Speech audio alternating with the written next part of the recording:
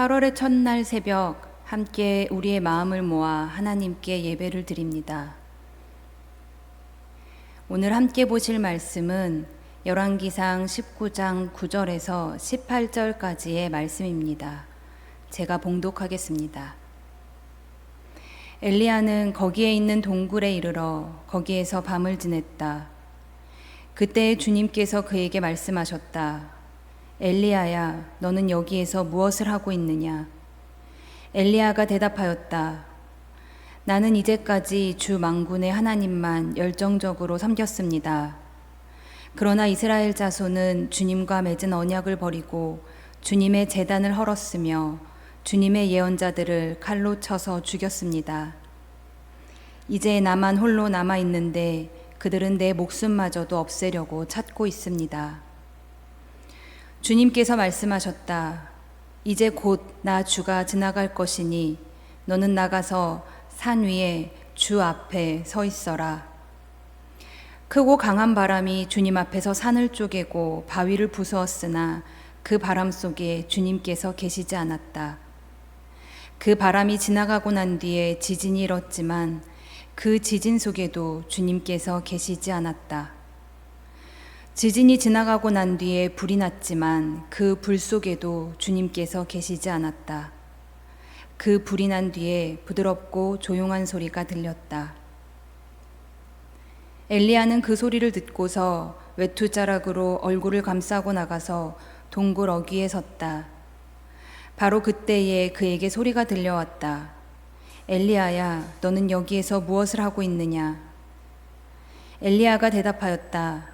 나는 이제까지 주 만군의 하나님만 열정적으로 섬겼습니다.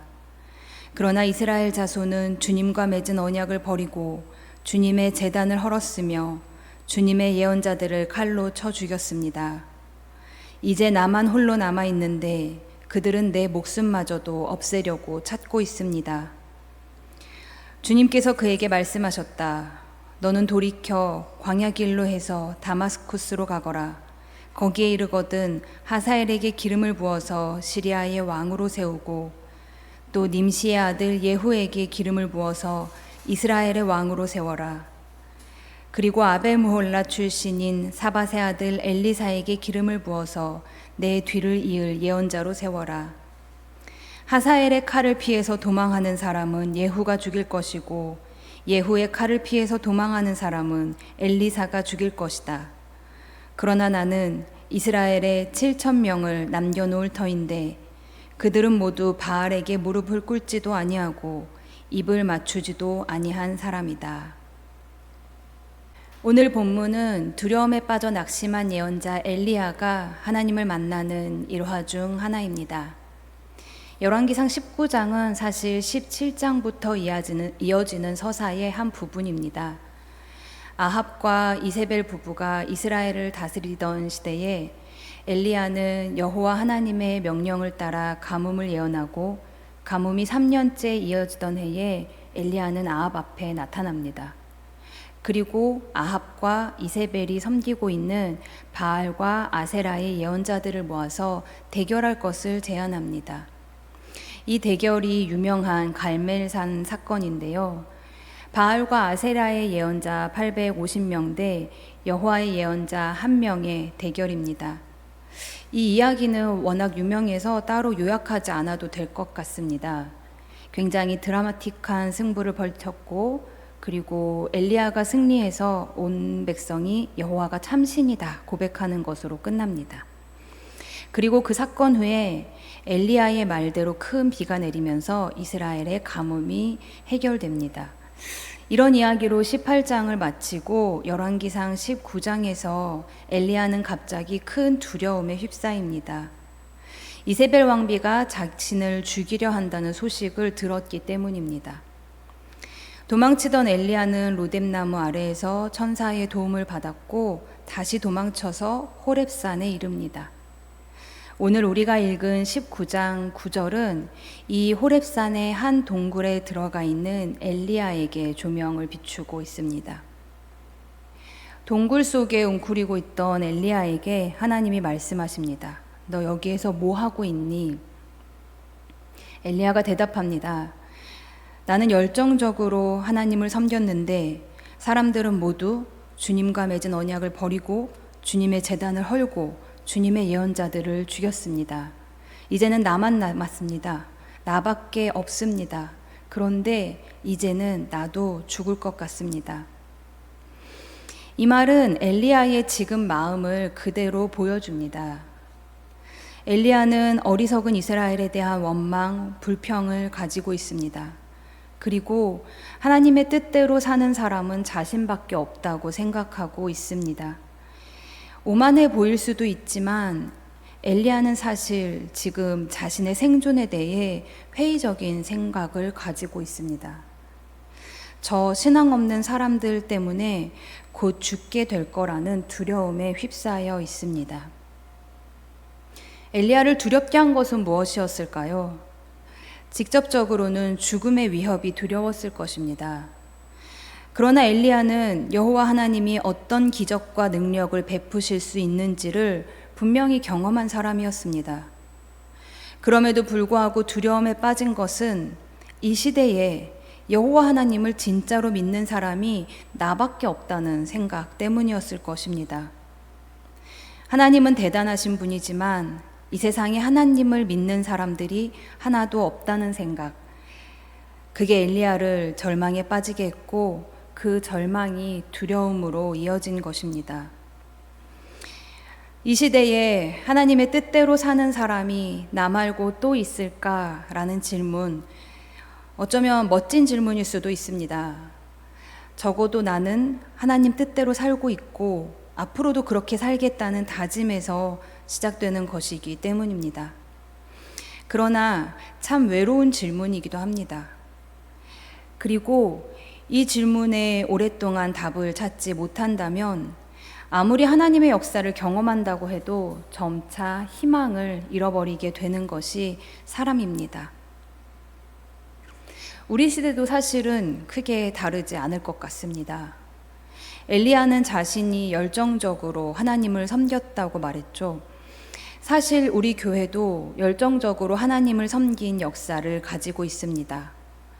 예수 믿는 사람으로서 세상의 불의와 권력의 폭압을 못 본 척할 수 없어서 열정을 다해 믿음대로 살아온 결과가 우리 교회의 역사입니다.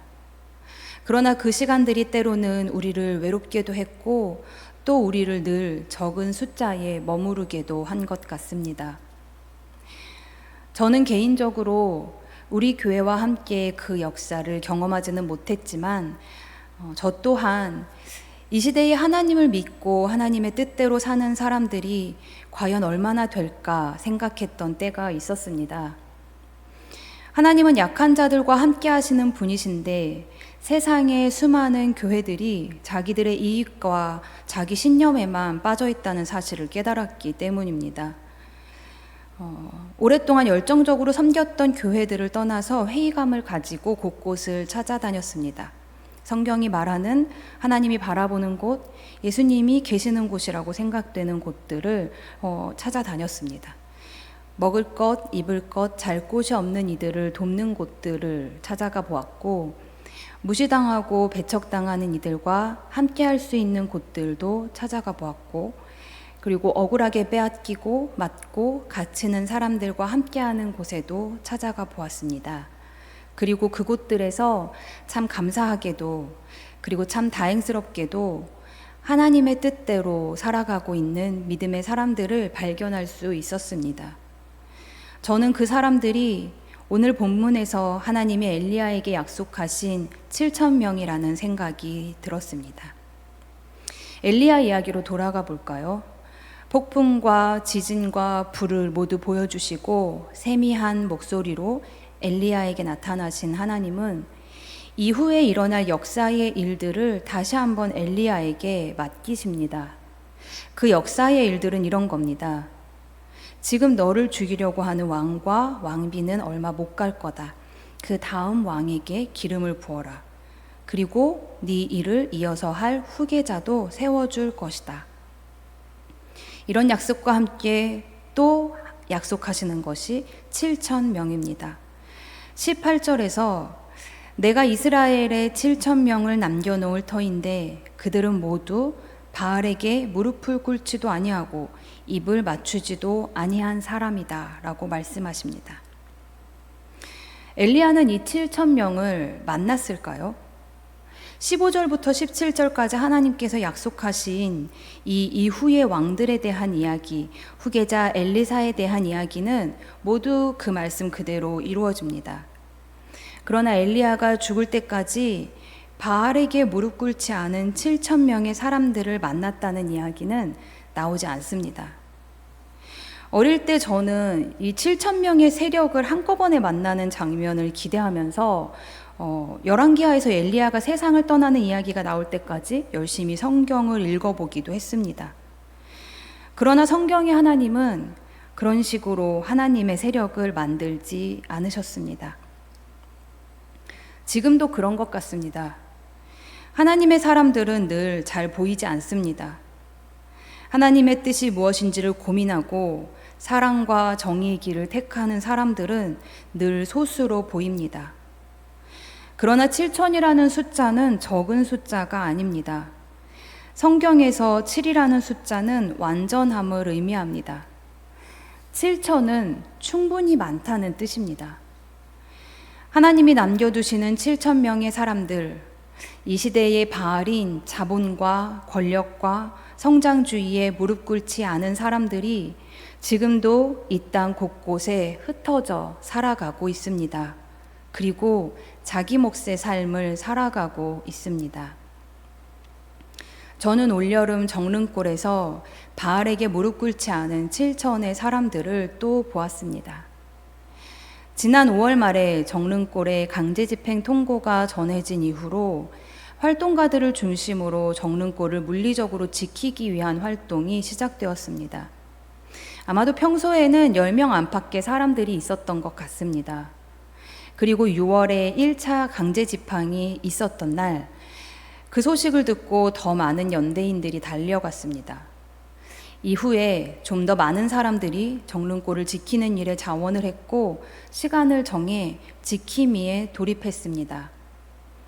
실제 주민들은 몇 세대 남지 않은 정릉골에 수십 명의 젊은 사람들이 돌아가면서 찾아와 마을 입구와 골목골목을 지키고 지붕과 옥상에 올라가 보초를 섰습니다. 2차와 3차 강제 집행이 시행되던 때에는 저도 연대인 톡방에 있어서 상황을 함께 볼 수 있었는데요. 달려오겠다고 이름을 올리는 이런 인원들이 실시간으로 늘어났고 100여 명의 사람들이 어딘가에서 달려와 정릉골을 채웠습니다. 각양각색의 젊은 친구들이 달려와 몸으로 맞고 소리치고 저항하는 모습에 강제 집행에 이력이 난 용역들도 손을 쓰지 못하는 모습을 보았습니다. 그리고 그 3차 강제 집행이 무산되고 난 후 구청과 조합이 세입자 대책위원회와 대화를 하기 시작했습니다. 흩어져 있던 수많은 사람들이 자본의 폭력에 대한 소식을 듣고 달려오는 장면을 보고 세입자들은 감동하며 감사해 했고 조합원층과 용역들은 놀라워했습니다. 용역 중 누군가는 연대인에게 우리는 돈을 받고 여기 왔는데 너희는 얼마를 받고 이렇게 오는 거냐? 돈도 안 받는다면 너희는 도대체 여기에 왜 온 거냐? 묻기도 했답니다. 그런데 그렇게 달려왔던 연대인들은 어땠을까요? 놀라워하고 감동하고 감사했던 것은 달려왔던 그 젊은이들도 마찬가지였습니다. 그들 중에는 대학생들도 있었고 취업준비생들도 있었습니다. 알바하며 학원을 다니는 사람들도 있었고 여러 연대 현장을 다니는 청년들도 있었습니다. 그저 이 사회의 일원으로 섞여 살아가며 그저 혼자 바알에게 무릎 꿇지 않는 것만으로도 버거워하던 한 사람 한 사람이 누군가 아파하는 소리를 듣고 달려갔을 뿐이었는데 그곳에서 자신처럼 바알에게 무릎 꿇지 않은 또 다른 사람들을 발견한 것입니다. 그들은 서로의 모습에 놀라워했고 힘을 얻었고 감동했습니다. 지금 7월 한 달간 정릉골에서 굿바이 정릉골이라는 이름으로 행사들이 계속되고 있는데요. 이런 시간들은 아마도 그 시간을 함께했던 연대인들과 주민들의 마음이 공명하는 자리일 것입니다. 지금도 정릉골을 비롯한 여러 현장에서 이런 일들이 일어나고 있습니다. 아픔과 고통을 겪는 당사자들의 곁에 서고 함께 아파하고 소리치며 세상을 바꾸어 가기 위해 애쓰는 이들이 그곳에 모이고 서로를 보며 힘을 얻습니다. 그리고 그런 곳에 아주 적은 수의 교회들이 함께 있습니다. 요즘 교회들마다 사람이 적어서 고민합니다. 그런데 저는 지금도 외로워하며 서로의 존재를 찾고 있는 7천의 사람들이 있음을 믿습니다. 과거에 제가 그랬고 지금도 곳곳에서 그런 사람들을 만납니다. 그들을 모아서 세력을 만들 필요는 없을 것입니다. 우리의 할 일은 엘리야처럼 때로는 열정적으로 때로는 연약할지라도 끈질기게 7천 중 하나로 우리의 몫을 다하며 살아가는 것입니다. 8월의 첫날입니다. 기후위기는 계속될 것이고 자본과 권력은 더 위세를 떨칠 것입니다. 여전히 곳곳에서 아파하고 고통당하고 빼앗기는 이들이 우리 곁에 있습니다. 서로를 돌아보고 발견하고 함께하며 하나님을 믿는 믿음의 삶을 살아내는 우리가 되기를 소망합니다. 말씀을 기억하시면서 침묵으로 기도하겠습니다.